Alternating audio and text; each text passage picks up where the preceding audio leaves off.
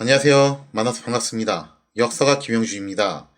김대장의 팩트체크, 처세란 무엇인가? 조선의 양대 명장 이순신과 임경업 이란 주제를 가지고 오늘 여러분과 함께 할까 합니다. 조선시대 사람들은 조선의 양대 명장이라고 하면 보통 육군에서는 임경업, 해군에서는 이순신을 손꼽습니다. 이 두 사람은 명장이라는 점 말고도 국제사회에서 인정을 받은 굉장히 글로벌틱한 장수라는 점, 또 각기 임진왜란과 병자호란에서 활약을 했다는 점, 또 둘 다 비극적인 최후를 맞이했다는 점 등 굉장히 공통적인 클리셰가 꽤 있어요. 하지만 두 사람의 인생을 살펴보면은 실상 두 사람의 성격과 처세는 정말 판이했다고 볼 수가 있겠죠.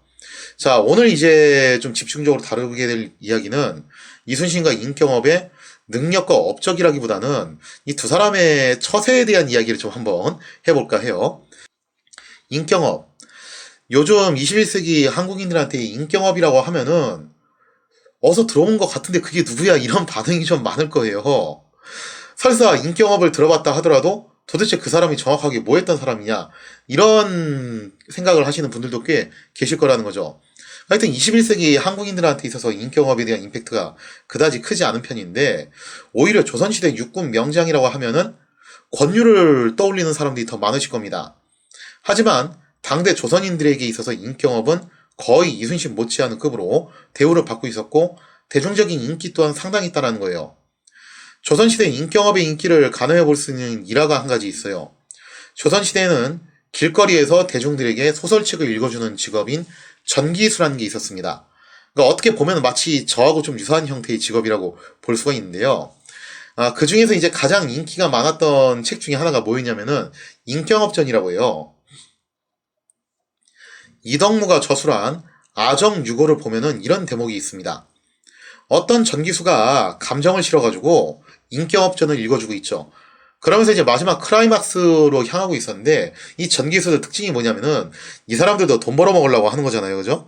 그래서 감정을 실어가지고 막 이제 책을 읽어줘요. 그래서 사람들이 이제 막 흡입될 수 있도록. 그렇게 해서 관중들이 한참 몰입이 되면은 결정적인 순간에 끊습니다. 그러면서 이제 얘기하는 거죠. 여기서 좀 더 얘기 들으시려면은, 내가 좀 뭐 목도 마르고 그런데 좀 몇 분만 좀 주시면은 제가 혓바닥이 풀릴 것 같은데, 쇼? 하고서 이제 딱 돌면서 돈을 받아요. 하여튼 그런 식으로 이제 돈 벌어 먹고 사는 사람들이었는데, 이렇게 해서 이제 전기수가 임경업전을 한참 읽으면서 마지막 클라이막스 대목, 즉 임경업이 비극적으로 죽는 대목에 이르렀다는 거죠.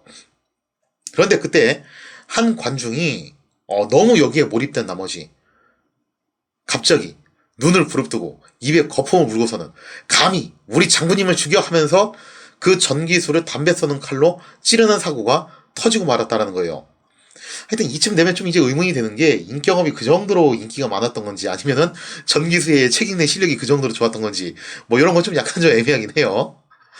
아무튼 엄청난 대중적인 인기를 누린 임경업은 실제 전공도 나름 이제 나쁘지 않게 세운 인물이었습니다. 임경업은 병자호란 당시 백마산성을 굳건히 지켜서 청해 후방을 견제했죠. 조선이 청해에 항복한 이후에는 청군이 주도한 가도 원정을 비롯해가지고 수많은 원정군 지휘관으로 발탁이 돼요. 그러니까 이때 청에서도요, 임경업을 굉장히 이제 눈여겨봤던 모양이에요. 딱 청해 입장에서도 조선의 장군 중에서 좀 잘 싸우는 장군 하면은 먼저 떠오르는 인물이 임경업이었던 모양입니다. 그래서 청이 명과 전쟁에서 이제 앞으로 조선 너네가 항복했으니까 우리 쪽에 붙어야 되지 않겠냐, 확실하게 그 증자를 보여라 하면서 파병을 자주 요청을 했는데, 그때 파병됐던 지휘관으로 누구를 콕 집어서 이야기를 하냐면은 임경업을 지휘관으로 콕 집어서 보내라는 요구를 했다라는 거죠. 이런 점들을 놓고 봤을 때 사실 이순신만큼 실적이 뚜렷한 인물은 아니긴 해요, 임경업이. 그렇긴 하지만 이런 점들을 봤을 때 분명 장수로서의 임경업의 능력은 청에서도, 적국이었던 청에서도 어느 정도 인정한 상태였다고 볼 수가 있겠습니다.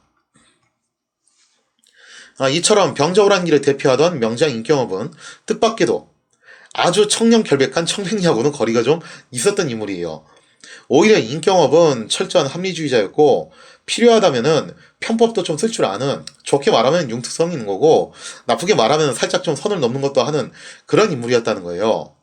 그래서 인경업은 변경을 수비할 적에 보급품을 마련하기 위해서 조정 몰래 밀무역을 하다가 파직된 경험이 있습니다. 또 젊을 적에는 반정 공신이었던 김류에게 뇌물을 보냈다가 또 이게 걸려가지고 파직된 적이 있었어요. 그러니까 이런 행실들을 놓고 보면은 아주 청렴결백한 원칙주의자는 분명 아니었다라고 볼 수가 있겠죠. 이상의 행위들을 보건대 인경업은 철저히 원칙을 고수하고 규정대로 움직이는 스타일은 아니었던 것 같고, 합리적인 처세와 필요할 경우에는 나름 좀 이제 타협도 할 줄 아는 그런 정치적인 수완이 좋은 유형의 인물로 판단이 됩니다. 그러니까 정치 감각이 굉장히 좋은 장군이었다라고 볼 수가 있겠죠. 다만 인경업이 출세욕이 강했다거나 부정축제를 했다거나 하는 기록은 보이지 않아요. 이런 걸로 놓고 봤을 때 단순히 재물과 권세를 탐내는 형태의 그런 탐관오리형 인물은 또 아니었던 것 같아요. 그러니까 업무상 필요하니까 어쩔 수 없이 살짝 좀 선을 넘어가지고 타협도 하고 융통성도 발휘하고 그런 형태의 인물이었던 거지, 무슨 자기가 엄청나게 출세를 하기 위해서 부정축제를 할 목적으로 사리사욕을 챙길 목적으로 그런 식으로 이제 범법을 저지른다, 그런 건 또 아니었던 것 같아요. 또 인경업은 비록 패전국의 장수였지만 명청 장수들을 상대할 때도 굉장히 당당하면서도 나름 또 유연한 모습을 보여줬다는 거죠. 그러니까 두 가지를 다 보여줬다는 거예요. 당당할 때 당당하게 나가고 또 굽힐 때 굽힐 줄 알았다는 거죠. 시정일관 그렇게 꼿꼿하게 나간 건 아니었다는 거예요. 또 시정일관 비굴하게 나갔던 것도 아니었던 거고요. 그래서 이런 점들 때문에 명청 양국으로부터 모두 인정을 받는 장수가 되었다는 거죠. 자, 이렇게 조선뿐만 아니라 명청, 삼국에서 모두 인정을 받은 인경업. 하지만 인경업의 인생이 꼬이는 상황이 발생을 하게 됩니다. 당시 청이 명과 이제 대대적으로 전쟁을 하면서 병저란 참패 이후에 이제 굴복했던 조선한테 파병을 하라고 계속 요구를 하게 되거든요. 그리고 그 파병군 지휘관으로 인경업이 가게 됐다라고 했잖아요.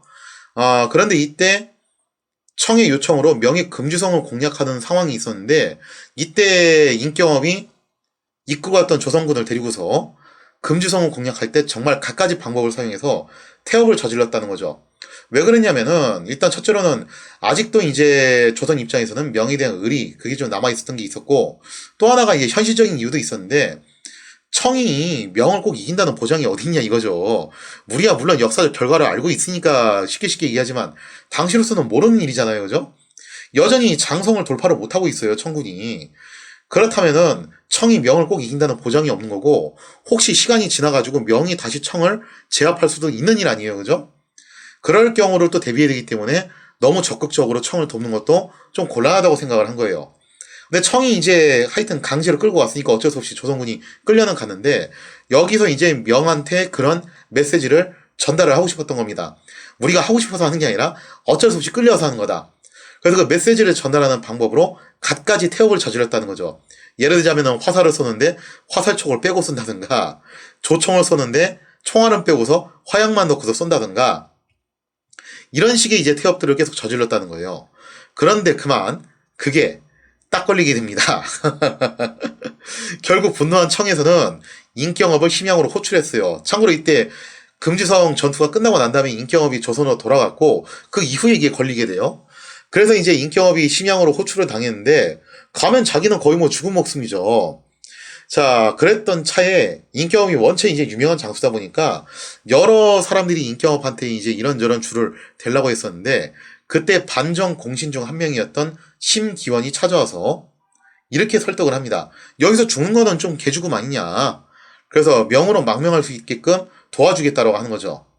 자, 그러자 합리주의자였던 인경업은 헛되이 심양으로 끌려가서 죽는 것보다 일단 살고 보자 하고서 심기원의 도움을 받아서 무려 승려로 변장해가지고 바다를 건너서 명으로 망명을 하게 됩니다. 이게 얼마나 엄청난 거냐면은 인경업도 당연히 양반이잖아요.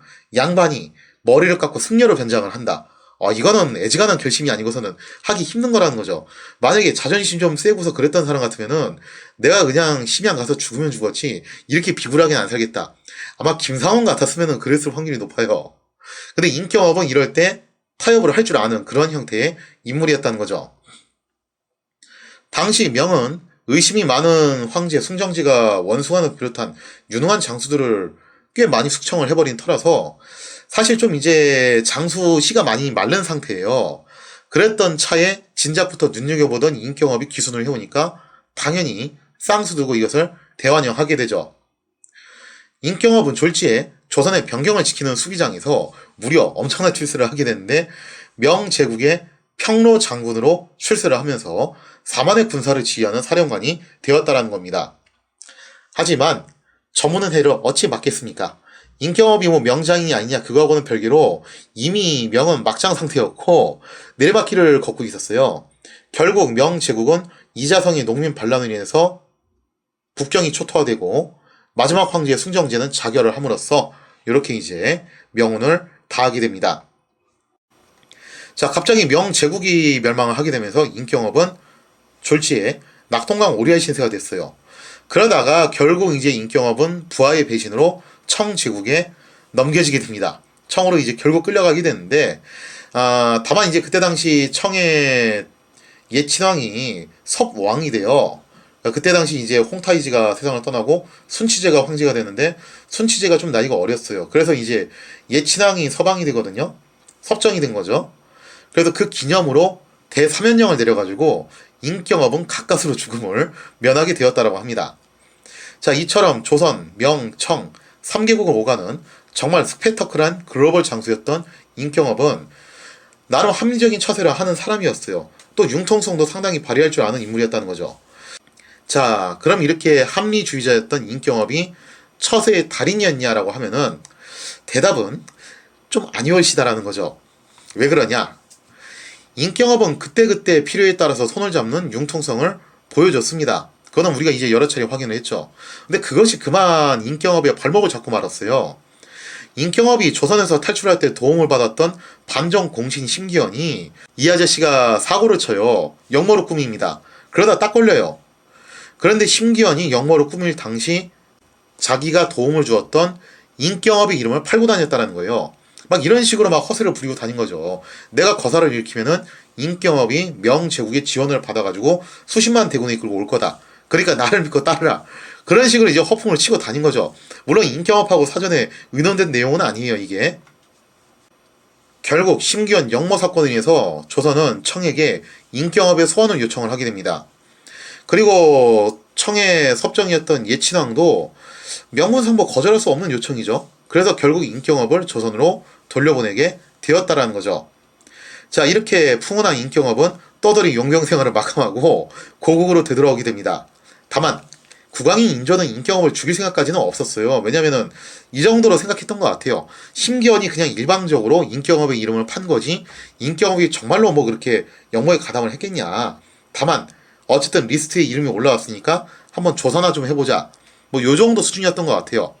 그래서 소환된 후에 형식적인 절차상 신문을 받는 정도로 그치게 될 예정이었는데 여기서 이제 비극이 하나 터집니다. 당시 국문을 주도했던 게 김자점이었어요. 김자점은 본래 심기현하고도 친분이 있었고 또 인경업 탈출 과정에서도 김자점도 사실은 도움을 좀 준 적이 있습니다. 그래서 이게 좀 묘하게 엮여 있잖아요. 자기하고 심기현하고도. 그래서 김자점이 혹시라도 인경업이 자신한테 불리한 진술을 할까봐 뭐 신문 도중에 심기현뿐만 아니라 김자점도 자기를 도와줬습니다. 이런 말이 나오는 순간 자기도 심기현하고 엮이게 되잖아요. 그런 말이 혹시라도 나올까봐 입막음을 할 요량으로 인경업의 사형을 굉장히 강력하게 요구를 하게 되었다는 거예요. 그래서 인조는 뭐 이게 사형까지 되는 죄목이냐, 그리고 김자점은 사형시켜야 된다, 그러면서 좀 이제 옥신각신 하고 있었는데 그러다 보니까 신문이 좀 길어지게 됩니다. 그리고 이때 인경업이 굉장히 고령이었죠. 고령의 나이에 장기간 신문을 받다 보니까 결국 인경업은 옥사를 하게 됐어요. 그래서 이제 일설에 들리는 풍문에 따르면은 김자점이 신문 도중에 인경업을 장사를 했다 카더라, 뭐 그런 카더라 통신까지 나올 정도로 그 정도로 이제 인경업이 막판에 비극적인 최후를 맞이하게 되었다는 겁니다. 이처럼 인경업은 그 특유의 합리성과 융통성으로 인해서 조선, 명, 청 3국으로 모두 인정을 받는 그런 글로벌틱한 장수로 이름을 남기게 됩니다. 그리고 또 이제 필요하다면은 상대가 누구든지 가리지 않고 손을 잡는 특유의 처세술도 보여줬어요. 하지만 이것이 결국 화근이 되어가지고 자신의 목을 죄는 걸림돌이 되었고 비극적인 죽음을 맞이하게 된 것이라고 볼 수가 있겠죠. 그렇다면은 이 임경업하고 과연 정반대의 성향을 보여줬던 이순신. 이순신은 처세의 달인이었냐? 이순신은 두 말하면은 입 아프고 세 말하면 헛소리인 정말 조선 정도가 아니라 한국을 대표하는 명장 중의 명장이죠. 자, 근데 오늘은 이순신이 얼마나 위대한 장군인가를 논하는 시간이 아니에요. 이순신의 인간적인 면모를 좀 한번 살펴보는 시간인데, 미리 좀 제가 말씀드리자면은, 이순신은 정말 위대한 장군인 건 맞아요. 근데 세상에 완벽한 사람은 없거든요. 누구나 다 흠결도 있고 단점이 있을 수밖에 없다는 거죠. 그러니까 이순신이 모든 면에서 완벽한 사람이냐 하면은 사실 이순신도 사람인데 모든 면이 완벽할 수는 없죠. 그래서 오늘은 좀 이제 어떻게 보면 민감하다면 민감하고 불편하다면 불편할 수 있는 이야기를 한번 좀 해볼까 해요. 이순신은 이런 명장의 풍부하고 다르게 뜻밖에도 대인관계가 좀 원만하지 못한 편이었습니다. 난중의 길을 놓고 보더라도 다른 사람 디스하는 내용이 정말 많아요. 그러니까 이순신은 하도 자기 기준이 높다 보니까 이순신이 좋게 평가하는 장군들이 얼마 없어요, 보면은. 그 정도로 이제 사람 평가하는 그 기준이 까다스러운 인물이었다는 거죠. 또 거기다가 이순신은 굉장히 지독한 원칙주의자였다는데 상당히 또 이제 그 인생이 고달퍼지는 원인이 되었다는 거죠. 이순신과 관련된 전설적인 이야기들이 굉장히 많죠. 뭐 상관의 명령을 고분고분하게 듣는 적이 없는 사람이었고, 상관이 뭔가 청탁을 하거나 부탁을 하면은 또 곱게 넘어가는 법이 없어요. 항상 원칙과 규정에 따라서 이건 안 됩니다. 이게 멋있어 보이는데 군대 다녀오신 분들 그리고 직장생활 하시는 분들 다 아실 거예요. 한번 생각해보세요. 어느 날 사단장이 딱 기시 순시하다가 야 저기 나무 저기 왜 저렇게 삐뚤어게 돼 있어? 저거 그냥 보기 싫으니까 베어버려 하면은 즉각 그 자리에서 그거 사라지잖아요.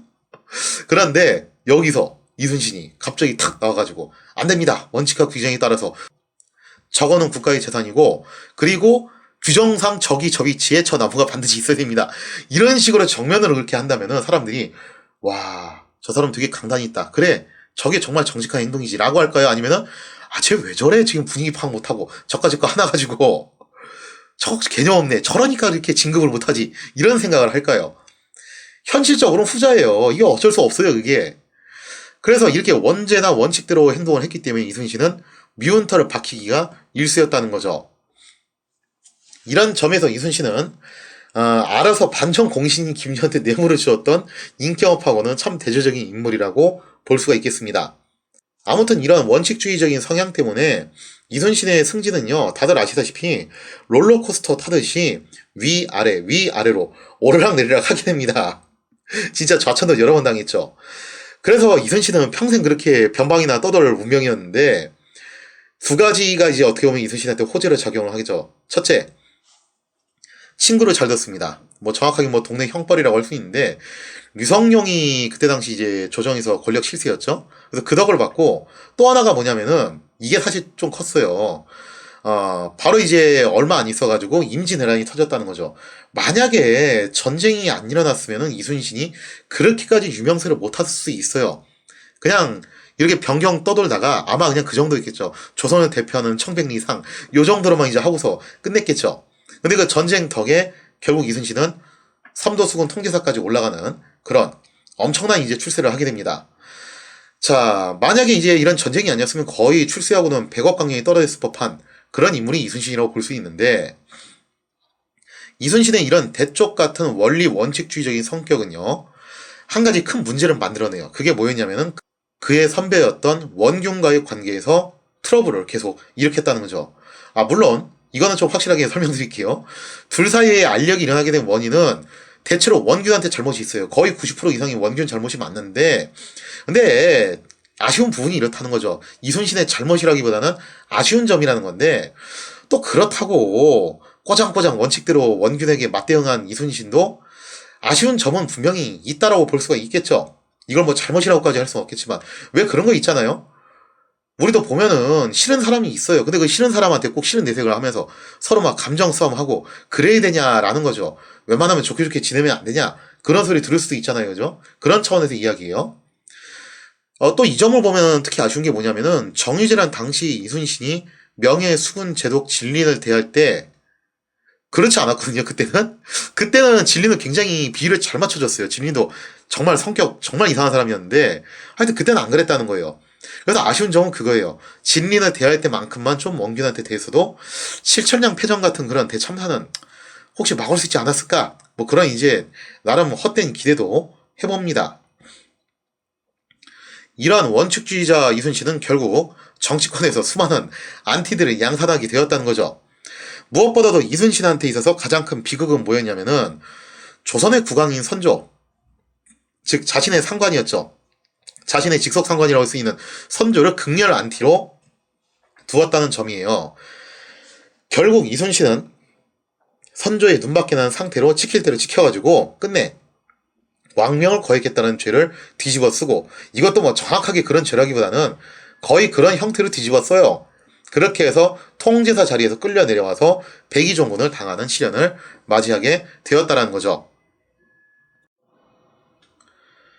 자, 이렇게 해서 이순신이 백의종군에 처해진 다음에 원균은 신이 났죠. 그래서 후임 삼도수군 통제사로 부임을 하게 됩니다. 그리고 나서 온갖 분탕질을 치다가 결국에는 칠천량에서 대패하고 말았다는 거예요. 이순신이 평생을 길러온 소중한 해군은 여기서 거의 전몰되었고, 이에 다급해진 선조는 결국 이순신을 다시 복직을 시키게 됩니다.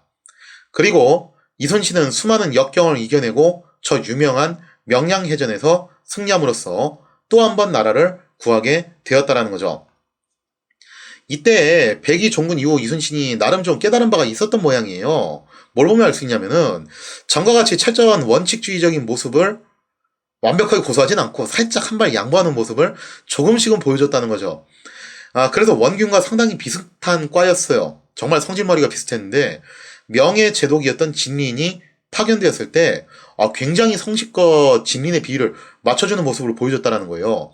옛날하고는 좀 다른 면모를 보여준 거죠, 이순신도. 그래서 그 결과 난폭하기로 소문났던 진린은 이순신을 굉장히 마음에 들어하게 되었고, 그 뒤로 이순신이 하고자 하는 일에 적극적으로 동참하는 모습을 보여줬다는 거죠. 그래서 좀 이제 제가 아쉽게 생각하는 대목이, 옛날에 원균한테도 좀 이렇게 했으면은 좀 안 입고 그냥 그렇다고 하더라도 참고서 이렇게 했으면은 어땠을까 하는 생각도 좀 들기는 해요. 그냥 이거는 개인적인 아쉬움입니다. 그러면 이렇게 소신껏 자신의 원칙을 준수하는 이순신의 처세가 정답이냐고 하면은 다들 뭐 감은 잡으셨을 것 같습니다. 그것도 좀 아닌 것 같아요. 이순신은 지나치게 원칙주의를 강조했기 때문에 상관과 선배들의 미움을 받았고, 조정의 수많은 안티들을 양산했다는 거예요. 결국 정작 중요한 순간에 그 누구의 도움도 받지 못했다는 거예요. 심지어 친구였던 유성룡의 도움도 이때는 못 받게 돼요. 그래서 이런 거를 놓고 봤을 때 이순신의 강고한 원칙주의가 결국 스스로 발목을 잡게 된 거고, 이걸로 인해서 이순신은 백의종군을 당하게 되면서 그런 이제 참사까지 이어지게 되었다라고 볼 수도 있겠죠. 아무튼 지나치게 합리적이었던 인경업, 또 지나치게 원칙주의였던 이순신의 경우를 보듯이 처세에는 또 어떤 정답이 없는 것 같기도 해요. 아니, 사실은 정답이 정해져 있긴 하죠. 뭐냐? 다들 아시는 정답입니다. 바로 양자의 중간 지점을 적절하게 잡는 중용의 미덕이 정답이라고 볼 수가 있겠죠. 엄마가 좋아, 아빠가 좋아 하면은 어머니, 아버지 두 분 다 좋습니다. 이게 FM 대답이잖아요. 그래서 이 처세와 관련돼서 마지막으로 이제 한 말씀만 드리면서 끝내도록 하겠습니다. 먼 훗날에 청말의 정치가이자 양모운동을 주도했던 유명한 인물이죠. 증국번은 처세에 대해서 이렇게 이야기했다는 거죠. 처세란 치우침이 없는 것이다. 이상으로 이야기를 마치도록 하겠습니다.